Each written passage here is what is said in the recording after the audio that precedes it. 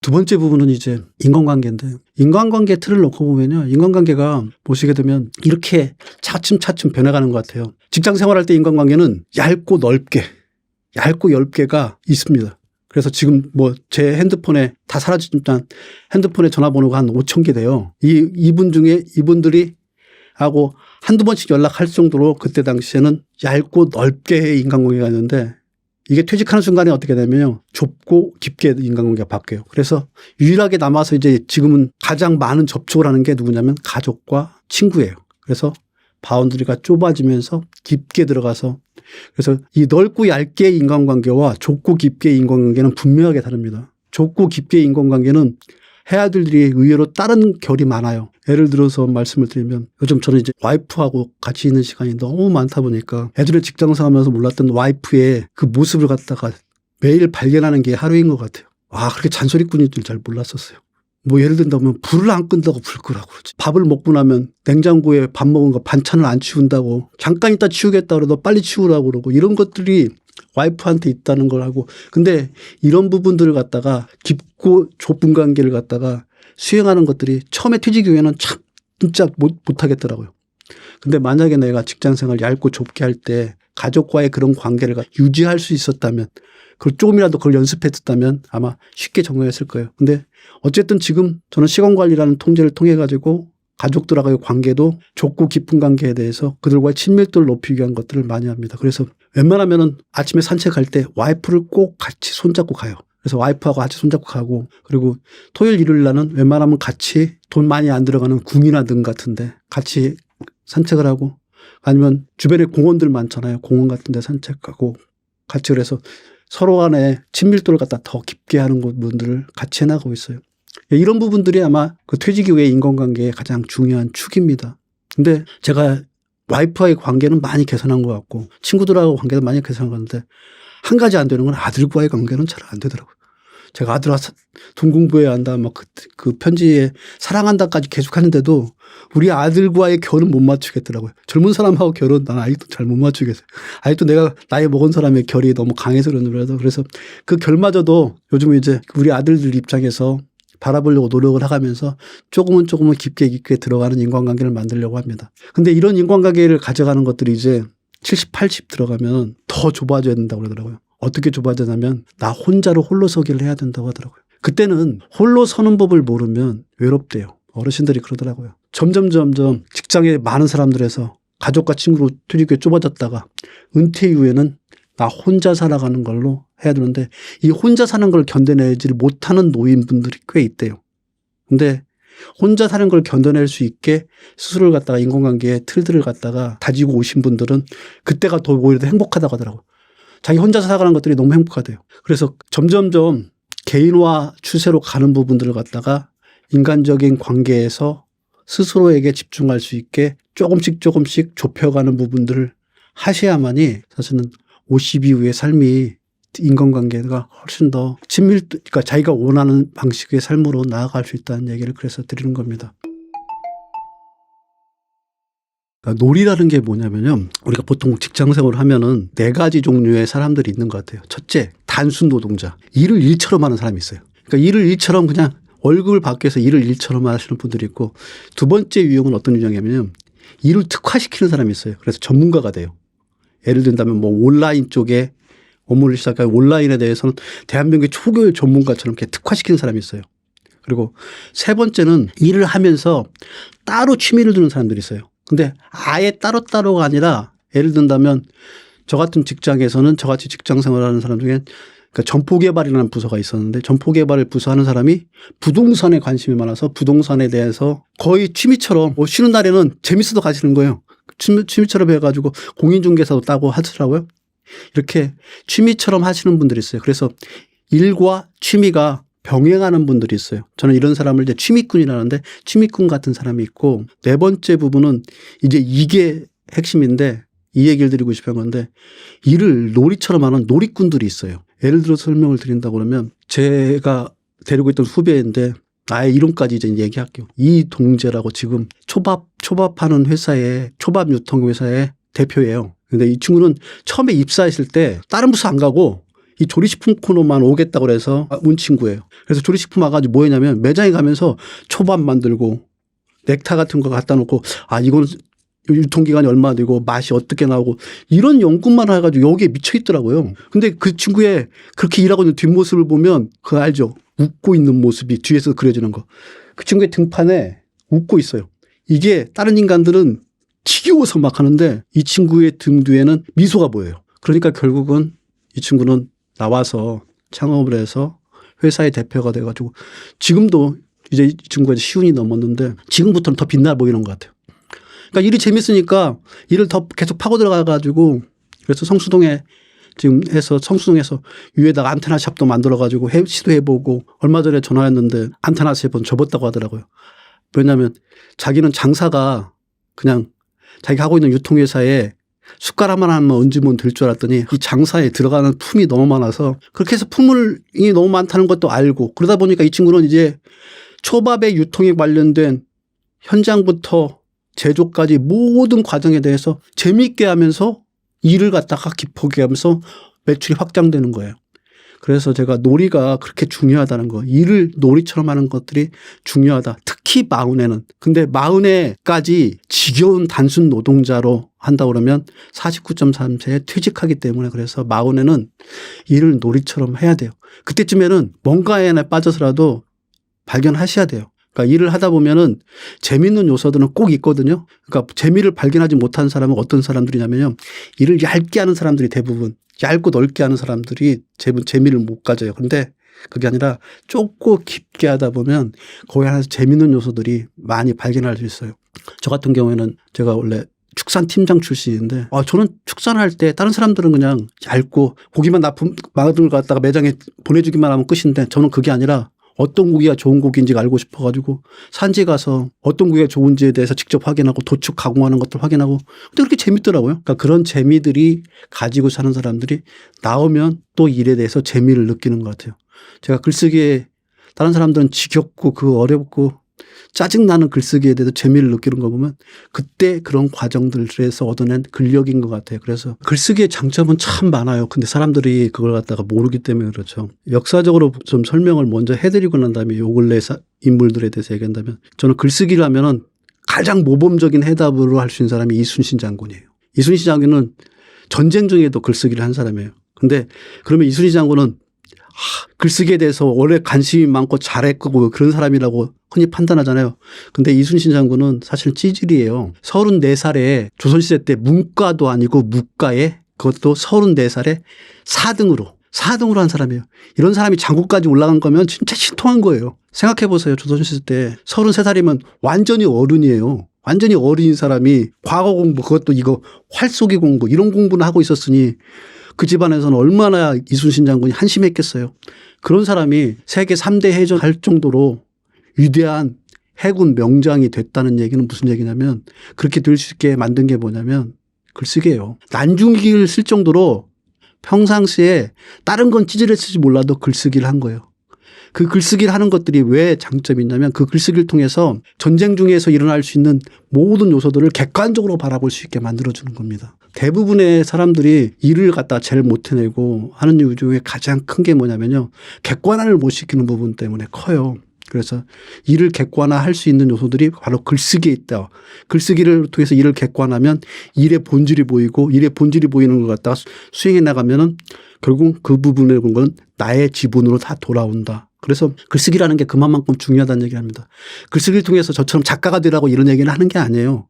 글쓰기를 통해서 본인이 지금 하고 있는 일들이 깊어지고 일의 본질을 깨닫게 된다는 얘기를 해드리고 싶은 거예요. 그래서 대부분의 경우 글쓰기가 주업인 작가나 소설가들보다 본인의 본업은 있는데 글쓰기를 했던 사람들이 빛을 발해요. 예를 들면 육일준 장관 같은 경우에도 나의 문화유산 답사기를 썼기 때문에 그분이 그렇게 됐지 그렇지 않았으면 그분은 그냥 일반적인 학교에 있는 교수님 꼰대들에 지나지 않았을 거예요. 제가 지금 대학원 박사과정 수료하고 이제 논문 준비하고 있는데 우리 교수님 이거 보시면 안 되는데 지도 교수님 보시면 안 되는데 진짜 답답해요. 막 그런 어떤 학자로서의 틀에 갇혀버렸을 텐데 글쓰기를 통해서 하니까 우리나라의 문화유산을 가장 잘 설명하고 우리 문화유산이 가야 될 방향을 가장 잘 제시해 주는 이 시대의 리더가 된 거예요. 문화유산에. 이게 바로 이를 발견하고 이를 본질을 깨우친 거예요.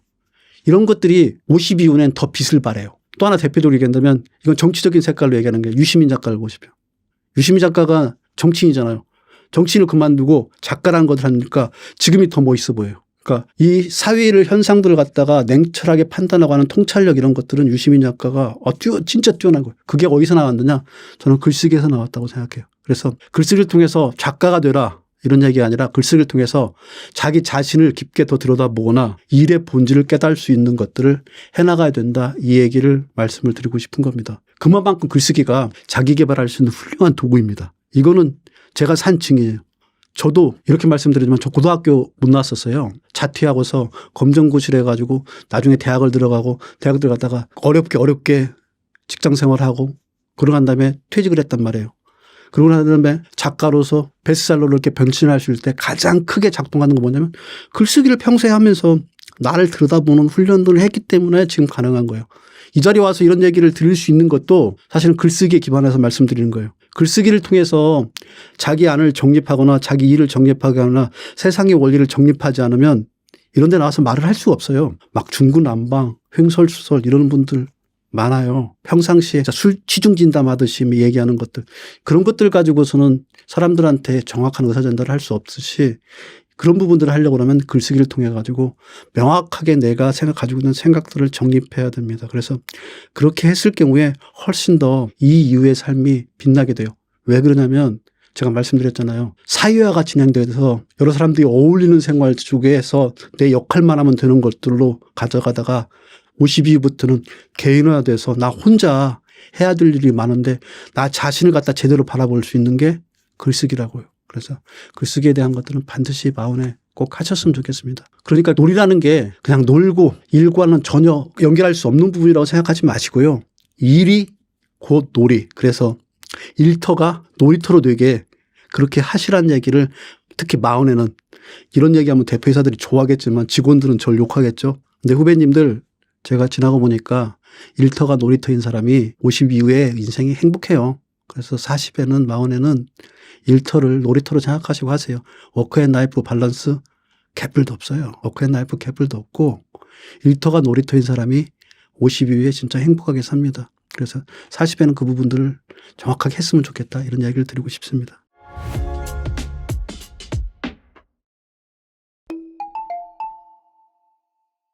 외모 관리는 필수입니다. 자기 관리의 상징이죠. 외모가 건강한 인상을 줘야 됩니다. 깔끔한 외모, 단정한 옷차림. 이건 스스로 건강하고 활력 있는 사람으로 인상을 주게 됩니다. 외모에 신경 쓰지 않으면 나도 모르게 나는 늙었어 하는 생각을 잘 잡습니다. 외모에 갖고 있는 것만으로도 전국 긍정적인 에너지를 유지할 수 있습니다. 그러니까 항상 머리카락, 피부, 체형 관리 신경 써야 됩니다. 자세 같은 거 잘 거울을 보고 연습해야 되고 얼굴만 봐도 이게 잘 사는 사람과 힘들어 보이는 사람이 표가 납니다. 그러니까 자기 자신의 얼굴을 어떻게 잘 사는 사람으로 할 수 있을까? 이건 연구해야 되고 외모를 다듬어야 될 일입니다. 그다음에 이제 깔끔한 옷차림인데요. 타인과의 관계에서는요. 옷이 날개라 그러잖아요. 나이가 들수록 태도가 달라질 수 있습니다. 허름한 차림으로 사회적으로 나가면 무시당하나 외톨이가 되기 딱입니다. 가급적이면 깔끔하고 세련된 스타일을 유지하는 사람들이 남에게 좋은 인상을 줍니다. 나일수록 깔끔한 옷을 입자는 것입니다. 어두운 색만 입으면 더 늙어 보입니다. 구겨진 옷, 낡은 신발 피하고 단정하고 세련된 스타일을 유지하는 것. 이것이 노년의 삶의 지혜입니다. 이거 못하면요. 외모에 신경 쓰지 않는 사람은요. 그건 삶 자체를 포기하는 건 마찬가지입니다. 외모에 신경 쓰면 더 자신이 생깁니다. 외모를 가끔은 자연스럽게 자기 자신이 긍정적으로 바라보게 됩니다. 거울을 보면서 아 나는 아직 괜찮다. 나 참 잘생겼어. 스스로 얼굴을 보면서 자기 암시를 주는 것. 거울을 보면서 여러분 어떻게 보세요? 보면서 아, 난 멋지다. 난 잘생겼어. 나는 진짜 내 코가 멋져. 내 눈은 이게 100만 불짜리야. 내 모습이 얼마나 좋아. 소위 피부 관리, 헤어스타일링, 그다음에 체형 관리 신경 쓰는 거. 그다음에 자주 웃고 긍정적인 표정을 유지하는 것. 이게 젊어 보이는 길이기 때문에 이것은 어느 것보다 중요하기 때문에 이것은 돈 안 들고 노력으로 가능한 거기 때문에 이것을 해야 된다고 저는 얘기를 합니다. 사실 옷차림이 곧 경제력과 사회적 지위를 보여줍니다. 나이가 들수록 경제적으로 안정된 사람과 그렇지 않은 사람이 외모에 차이가 납니다. 같은 나이라도 어떤 옷을 입고 어떻게 꾸미냐에 따라서 대우가 달라집니다. 옷을 잘 입는 사람은요, 자신을 존중하는 사람을 보이기 때문에 상대방도 그렇게 대우해 줍니다. 그런데 남루하게 입고 꺼질게 되면 아니면 버스를 타도 자리를 옆에 앉기를 싫어합니다. 유행을 따라갈 필요는 없지만은 나이에 맞는 세야 되는 스타일을 유지하고 나이 들수록 비싼 여러 벌보다는 아주 퀄리티하고 좋은 옷을 몇 벌 갖추는 것도 중요합니다. 외모 관리는 생활 습관과 연결됩니다. 외모를 신경 쓰는 사람일수록 자연스럽게 건강관리도 신경 씁니다. 체중 조절, 피부 관리, 운동을 통해서 몸과 마음을 정케 유지하는 거.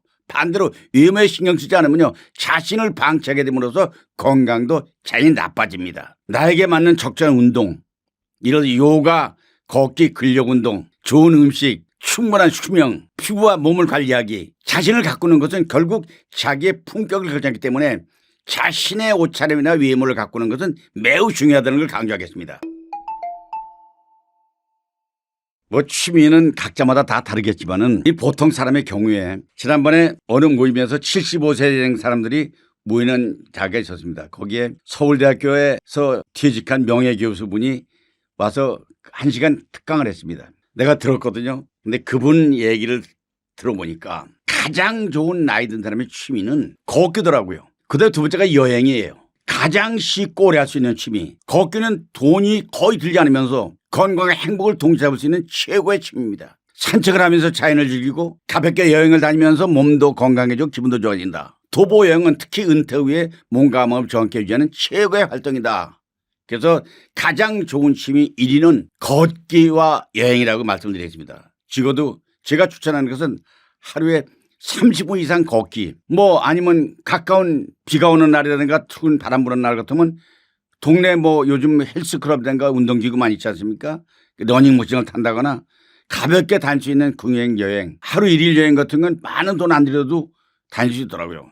그다음에 자기 자신의 취미는 요새 스마트폰에 다 사진이 있으니까 사진 찍고 기록을 남기고, 그다음에 블로그라든가 자기 다이어리 같은 걸 활용해서 자기 활동을 기록하는 것, 이건 매우 중요한 것입니다. 노후에 돈 한 푼 들이지 않고 취미 10가지 제가 추천하겠습니다. 이건 제가 하는 거기 때문에 여러분과 반대로 생각할 수 있습니다. 제가 생각하기엔 첫째는요, 글쓰기입니다. 생각을 정리하고 기억에 남는 좋은 방법은요, 글쓰기, 일기쓰기입니다. 자기의 기록을 하는 거죠. 이건 뭐 타자기로 해서 뭐 데스크탑을 놓고 써도 좋고 노트북에 써도 좋고 손으로 써도 좋지만은 이게 중요하고, 두 번째는 독서입니다. 모든 지적 호기심을 유지하려면요, 이 사람을 만나서 요새는 배우잖아요. 옛날엔 친구들을 통해서 배우잖아요. 선생님을 통해서 배우잖아요. 이제 누가 가르쳐 줍니까? 독서를 통해서 지적인 호기심을 유지할 수 있는 건 독서입니다. 요새 좋은 책 많이 나와 있잖아요.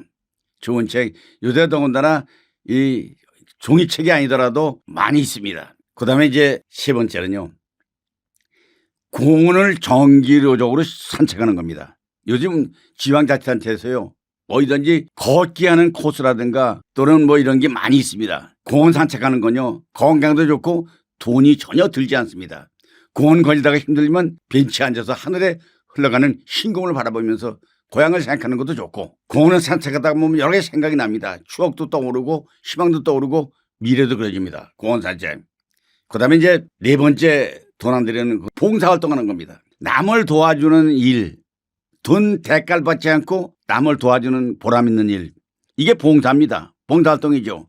봉사활동에 여러 가지가 있겠지만은 의미는, 요새 봉사활동은 구청이나 군청이나 동사무소 가면요, 봉사활동하는 그런 등록을 하게 되어 있습니다. 그러니까 자기 능력에 맞는 봉사, 예를 들면 뭐 노인을 돌보는 일이라든가 뭐 복지관에 가서 뭐 이렇게 뭐 청소를 한다거나 얼마든지 봉사활동 맞습니다. 그다음에 다섯 번째는 돈 안 들고 쓰는 건 집에서 스트레칭입니다. 요가, 라인 댄스 클럽에 가입하는 것, 건강 유지의 최고죠. 사실 건강을 위해서 노력하지 않고 건강을 하길 바란다는 건 물 마시지 않고 그냥 목마름을 해결하는 것 똑같죠. 목마름은 컵에 물을 담아가지고 마셔야 되죠. 그러니까 집에서 건강을 위해서 노력하는 것, 건강 유지가 최고입니다. 세 번째는 가벼운 텃밭 가꾸는 일 같은 거. 이건 텃밭이 어디 있냐고요? 베란다에 요새 화초 가꾸는 것도, 베란다에 고추를 심어서 따먹는 사람도 있고요. 베란다에 파를 가꾸는 사람도 있고, 소소한 행복을 줍니다. 그다음에 온라인 강의를 듣는 것입니다. 요새 유튜브라든가 무료 강좌 활동이 너무 많습니다. 유튜브에서도 무료 강좌가 많습니다. 새로운 배움을 하는 거죠. 이것도 온라인 강의 듣는 거기 때문에 매우 좋은 것이고요. 8번째는 무료 음악 감상입니다. 그다음에 노래 부르기입니다. 노래 배우는 데 가서 같이 불러도 좋지만은 아니면은 요새 스마트폰을 통해서도 노래 얼마나 나옵니다. 같이 따라 부르고 배우고 감상하고 하는 게 얼마나 좋은 일인지 모릅니다. 이것은 돈 들지 않는 거니까. 그다음에 이제 내가 아까도 잠깐 얘기했습니다만은 사진 찍기입니다. 이 스마트폰의 카메라가 엄청 화질이 좋습니다. 이거 가지고 얼마지 동양다도 찍을 수 있고 뭐 하늘에 구름을 찍을 수 있고 자동차도 찍을 수 있고 그래서 SNS에 기록을 남기면요 저쪽에서 추억이 차곡차곡 쌓이는 거죠. 이 새로운 즐거움입니다. 그다음에 친구들과 정기적인 모임을 가지기 다짐입니다. 사회적 관계를 유지하는 것은요. 요새 보면요. 직장 생활할 때 사귀던 사람들은 직장 퇴직하고 나면 별로 모이지 않게 됩니다. 그 동창회도 가보면 동창회 몇 번 가보면 그다음에 똑같은 날만 하게 되잖아요. 그런데 친구들과 가까운 모임을 갖는 것, 사회적 관계를 유지하는 것. 그러니까 취미가 같은 사람들 같은 연애 또래끼리 만나서 가벼운 식사, 가성비 좋은 식사 10,000원 내외에서 점심을 먹을 수 있는 거. 지금 날짜 정해놓고 일주일 매주 월요일 날 만나든가 한 달에 뭐 첫째 월요일 날 만나든가 해서 만나 얘기하면 그동안에 밀린 얘기 하소연 사실 나이 들면요 하고 싶은 말을 하지 못하잖아요. 들어주는 사람이기 때문에. 그러면 며느리와의 갈등 얘기도 하고 부부싸움 하면서 뭐 혼난 얘기도 할 수 있고 그다음에 친구들에게 당한 얘기도 할 수 있고 대화를 할 수 있는 모임 이런 것이 필요하다는 거예요. 이게 사회적 관계 유지인 거죠. 그러니까 혼자서도 즐길 수 있는 것 몸과 정신이 건강을 동작할 수 있는 것. 이게 매우 중요하다고 말씀드립니다. 딱 한 가지만 말씀드리자면 저는 이것만 지키면 성공한 인생입니다. 좋은 인간관계를 유지하라는 것입니다. 돈, 건강, 취미도 중요하지만 결국 행복은 노년을 결정하는 가장 중요한 요소는 사람입니다. 아무리 돈이 많아도 건강이 좋아도 혼자라면 외롭고 공허한 노후를 보낼 수밖에 없습니다. 그게 왜 인간관계가 중요하냐. 외로움은 노후의 가장 큰 적입니다. 좋은 사람들과 함께하면서 삶이 더욱 행복해집니다. 도움이 필요할 때 서로 의지할 수 있는 마음이 울적할 때 호소할 수 있는 한밤중에도 생각나면 전화할 수 있는 그런 친구 적어도 한두 사람이 있어야 되지 않겠습니까? 이것이 가장 좋은 하나의 행복이라고 생각합니다. 우리가 노후를 위한 인간관계 유지법은 뭐냐면 꾸준히 연락하는 겁니다. 자녀, 손주와도 친밀한 관계를 유지하려면요. 꾸준히 연락합니다. 전화 올 때를 기다리면 안 옵니다.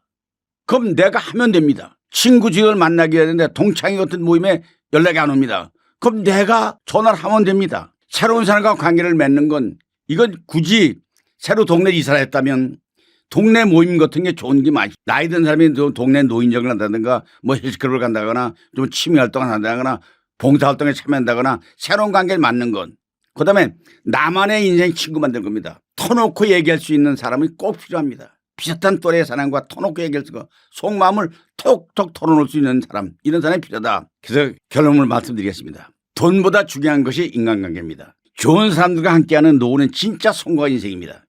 내 주변에 언제든지 함께할 사람이 있는가? 이 질문에 있으라고 답할 수 없다면 여러분은 오늘 다시 생각하고 이 질문에 있으라고 답할 수 있다면 당신은 이미 성공한 인생을 살고 있는 것입니다.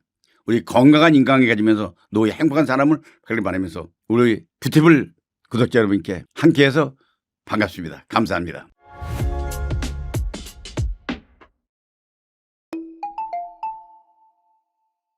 안녕하세요. 정수영입니다. 제가 2020년도에 퇴직을 했으니까 벌써 퇴직 5년 차네요. 퇴직 5년 차를 지내면서 그동안에 25년의 직장 생활과 5년간의 이제 퇴직 생활을 이렇게 돌이켜보면서 직장 생활과 그다음에 퇴직 후의 생활이 어떻게 다른가 그런 생각들을 좀 오랫동안 깊게 했고요. 그래서 그 깊게 하면서 깨닫게 된 요소들을 갖다가 이번에 책에 좀 담았습니다. 그래서 언제까지 흘러가는 대로 살 것인가 이런 책을 담았어요. 그래서 제가 뭐 마지막 결론적으로 말씀드린다면 언제까지 흘러가는 대로 살 수 있을까 여기에 대답은 퇴직 전까지인 것 같아요. 퇴직 이후에는 진짜 흘러가는 대로 살 수 없는 게 현실인 것 같고 그래서 그런 현실들을 담아내서 앞으로 어떻게 4050 세대가 좀 더 나은 삶을 살 수 있을까에 대한 것들을 좀 제안하고 싶다. 그런 마음에서 이 채널에 출연하게 되었습니다. 일단 그 전에 직장 생활과 퇴직이 생활이 어떻게 다른지에 대한 것들을 좀 얘기해 드려야지 제가 하는 얘기들이 이해가 좀 쉬울 것 같아요. 그래서 직장 생활은 제가 25년 동안 해보니까 딱 단체전인 것 같아요. 예를 든다면 그 운동 경기를 얘기한다면 축구 같아요. 그래서 팀워크에 의해서 자기 역할만 맡아가지고 하면 돼요. 골키퍼는 골키퍼, 골게타는 골을 잘 넣는 역할들만 맡아가지고 할 수 있게 그렇게 단체전인데 퇴직 후에 제가 5년간의 생활을 다 보면 이건 운동 종목으로 한다 그러면 딱 개인전이에요. 그것도 어떤 개인전이냐면 역도 같아요. 오롯이 나 혼자에게 집중해야 되는 생활을 할 수밖에 없는 게 그렇게 구조화되어 있는 생활인 것 같습니다. 그러다 보니까 직장 생활을 열심히 하고 잘했고 했던 사람도 막상 퇴직 후에 개인전에서 그렇게 스타 플레이어처럼 잘하지 못하더라고요. 뭐 예를 든다면 손흥민이 아무리 축구는 잘하지만 역도에서 잘할 수 있을까? 그렇게 돌이켜보면 아마 짐작이 드실 거예요. 결코 전체적인 것들을 팀워크에 의해서 움직여지는 직장 생활과 퇴직 생활은 전혀 다르다.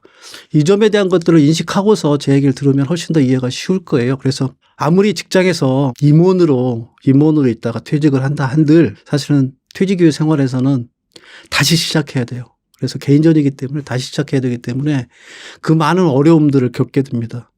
근데 임원이나 대표이사까지 올라가신 분들은 아마 퇴직 후에 더 힘들어 하시는 것 같아요. 왜 그러냐면 그 단체 생활하면서 어깨에 뻥이 많이 들어가게 돼요. 대표이사님이다, 뭐 무슨 상무님, 전무님 이런 얘기를 듣다 보면 어깨에 힘이 많이 들어가서 자기가 밖에 나와서 개인전을 할 때도 잘할 수 있을 거라는 그런 자신감으로 넘쳐서 하는데 사실은 그렇게 할 수 있었던 거는 회사라는 후광이 있었기 때문에 가능했는데 막상 퇴직하고 나면 자기 뜻대로 안 되니까 더 많은 좌절을 겪게 돼서 그래서 오히려 직원들은 퇴직하고 난 이후에 더 잘 적응을 하는데 임원들은 더 적응을 못 하게 되는 것 같아요. 그게 아마 퇴직 생활과 그 직장 생활에 가지고 있는 그 운동장의 결이 달라서 그런 거고요.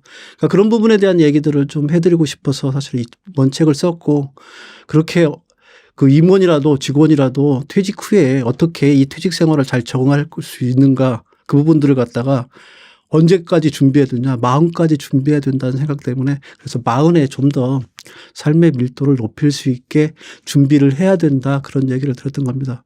이렇게 들을 수 있었던 가장 큰 이유가 뭐냐면 마흔이라는 나이가 갖는 특징 때문에 그런 것 같아요. 대개 보면 직장 생활하면서 마흔 정도 되면 직장 내에서 아마 팀장 정도 이 정도까지 올라가서 팀장 정도까지 올라가면 경제적으로 연봉이 올라가기 때문에 안정되고 가정적으로는 아마 결혼해가지고 애가 태어나서 초등학교 한 고학년 정도? 저를 기준으로 보면 그렇게 되더라고요. 그러다 보니까 가정적으로도 어느 정도 안정화되어 있고 그리고 팀장이란 자리가 있게 되면 그 명함만 들고 다니면 사회적으로도 어느 정도 안정적인 대접을 받습니다. 그러다 보니까 굉장히 안정적인 자리예요. 그러다 보니까 이때 사실은 퇴직 후의 생활에 있어서 안정적이다 보니까 준비를 안 하는 거예요. 근데 직장 생활이란 건 월급쟁이 생활은 시한부 직업이에요. 어떤 일정 시점이 지나게 되면 퇴직할 수밖에 없어요. 우리나라의 대표적인 주된 일자리에서 퇴직하는 나이가 49.3세예요. 그러니까 50 정도에는 다 퇴직한다고 보고요. 그 전까지 40의 안정적인 생활을 할 때 그 안정적인 생활을 기반으로 해가지고 사실은 이후의 삶에 대해서 조금은 준비해야 돼요.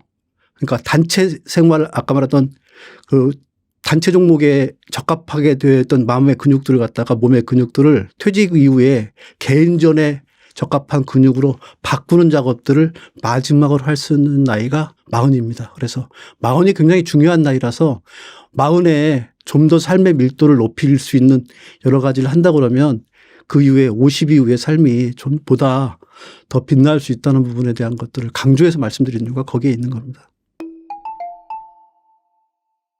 직장 생활이 가지고 있는 큰 장점들이 한 5가지가 있습니다. 그래서 그 5가지에 대한 것들은 직장을 퇴직하기 이전에 퇴직하면 다 사라지는 것들이니까요. 퇴직하기 이전에 준비해야 됩니다. 그래서 가장 대표적으로 저는 얘기했던 게 월급을 얘기했습니다. 월급은 퇴직하는 순간에 다 사라져요.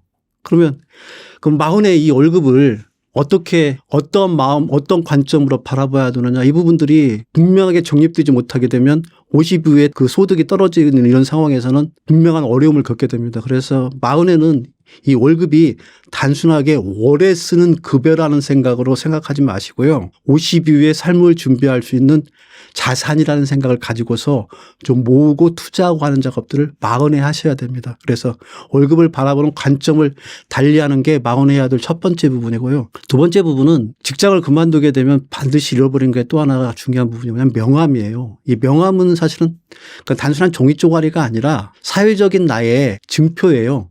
그러니까 사회적인 지위를 나타내는 증표라서 그 증표가 사라지는 순간에 뭐가 사라지냐면 나의 자존감들이 다 사라져 버려요. 그래서 아까 말씀드렸듯이 대표이사나 임원들이 퇴직하고 나온 이후에 더 힘들어하는 이유가 뭐냐면 이 명함이 사라지기 때문에 그러거든요.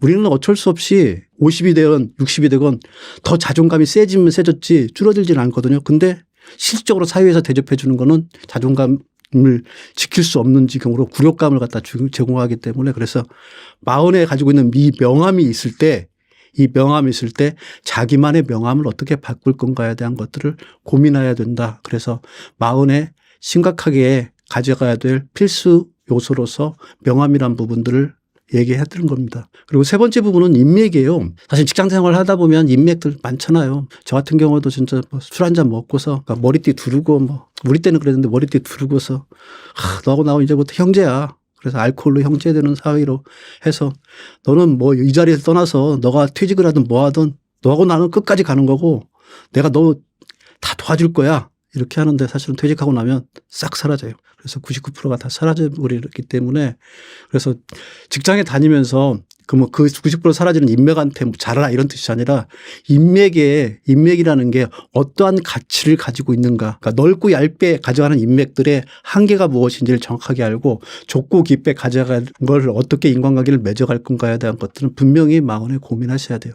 퇴직하고 나면 99% 사라지고 난 다음에는 붙잡을 수 없어요. 가지고 100%를 다 가지고 있을 때 그때 자기가 인간관계에 좀 더 깊고 깊고 좁게 들어갈 수 있는 부분들을 가져가셔야만이 충분히 그 인맥에 가지고 있는 장점들을 이용할 수 있다. 이게 세 번째 부분이고요. 네 번째 부분은 사실은 퇴직 이전에 자격증과 취미 하나쯤 꼭 있었으면 좋겠어요.